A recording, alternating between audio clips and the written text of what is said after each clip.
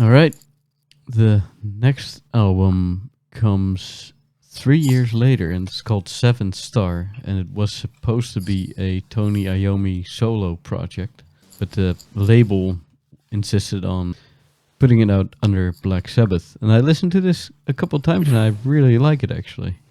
Yeah, there's a lot of people who really like this album, and for what it's worth, I'm a huge Glenn Hughes fan. Glenn Hughes is the singer on this album. Glenn Hughes from Deep Purple Mark III and 4. Glenn Hughes has a magnificent voice, but Glenn Hughes at this particular moment in history was coked out of his mind and was having vocal problems. You don't hear them so much on this album, but it manifests itself on the tour. So anyway, you're right. This was supposed to be a Tony Iommi solo album because the only person left in Sabbath at this point is Tony Iommi. Geezer Butler's gone. Bill Ward is long gone. Where have they gone? Have they just kind of quit the band, and was it because of drug Well, problems? Bill Ward has had health problems ever since like the end of the Ozzy era, like I said, and he was heavily into drugs. He doesn't remember recording Heaven and Hell. He wasn't on Mob Rules. That was Vinny Appice. I think he did play on Born Again. I can't recall if he played on all of it, but by the time they toured, he was not with them. He was replaced by Bev Bevan, and he was on the drums in Born Again. Yeah, he was not. He was.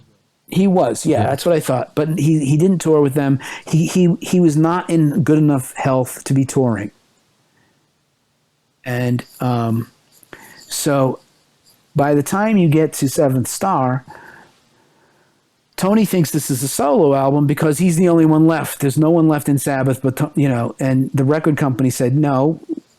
If we put it out under the name Black Sabbath, people will buy it more. And the thing was, Glenn Hughes, who was a good friend of Tony's, agreed to be a singer on Tony's solo album. He never thought he was joining Black Sabbath. And he was another guy who was shocked to find out he had joined Black Sabbath. Only record companies can do this kind of stuff. So anyway, this album, you get there's some really good lead work on this album by Tony. His lead playing on this album is really some of his better stuff. If not maybe some of his most memorable stuff, it's really quite good. But song for song, it's good. I don't think it's anything as near as good as Born Again. Personally, I don't think it's anywhere near as good as the two DL albums before Born Again.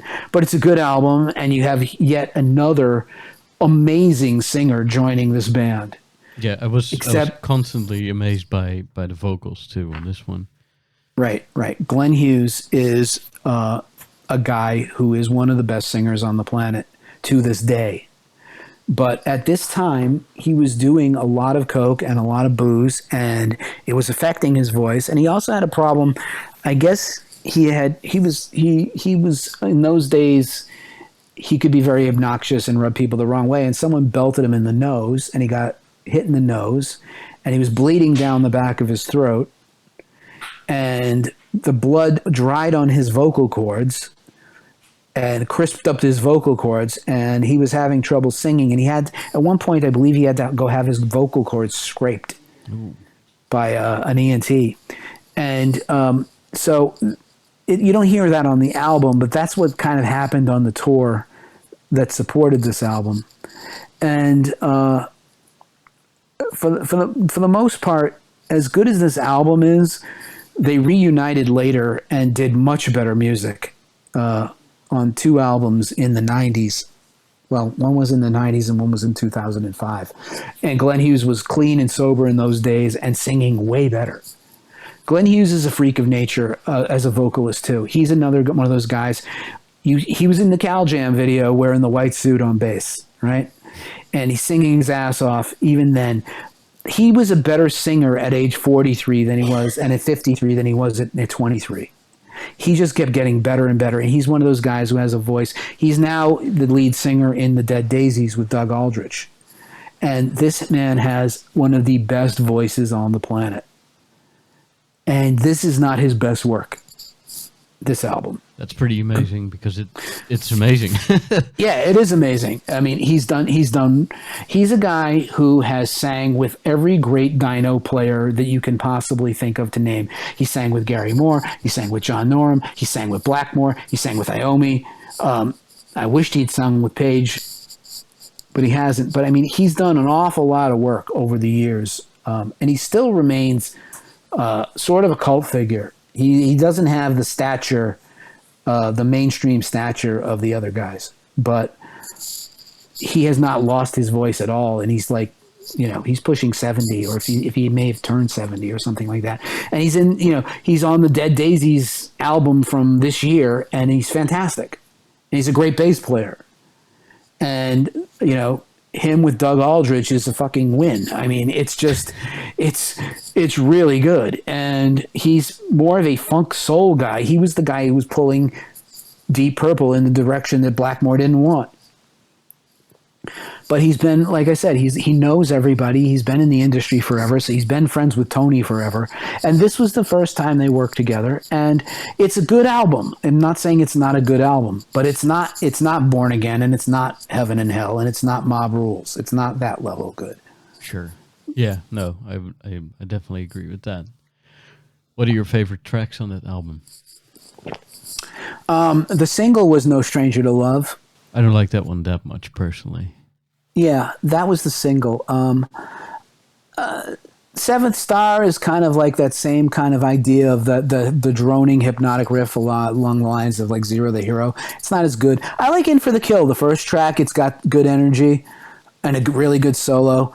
But Heart Like a Wheel, I guess it's that one and the one that it runs into.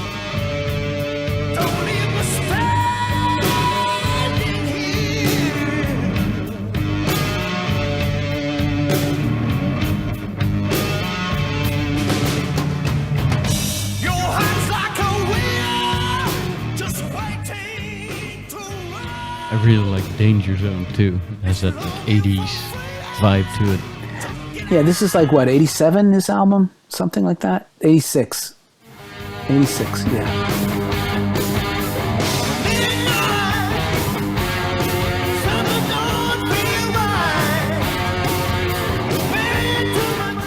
But like I said, I mean, you don't even have, Glenn Hughes is a great bass player, but he's not even the bass player on this album. He's just the singer. And you have Tony on guitar, and I think you had Dave Spitz on bass, and I can't even remember who else was on, but nobody who had any affiliation with Sabbath. This should have been called a Tony Iommi solo album, but it wasn't.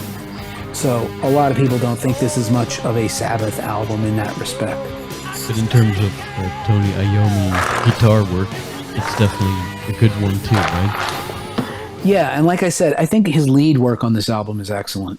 Really, sort of like at a technical proficiency level where he's really shining very well on this album that way. And not that, like I said, he always does, but it's just, every time he surprises you with with his lead work, it's kind of like, oh yeah, he's a great lead player too, right? I forgot, because it's like you're grooving on these riffs, and it's like, he'll just, he'll take Zero the Hero and he'll hammer you with the same riff for 7 minutes, and it's like, it's relentless and it's terrific, but it's like, that's what he's known for. And that's what, really sells it.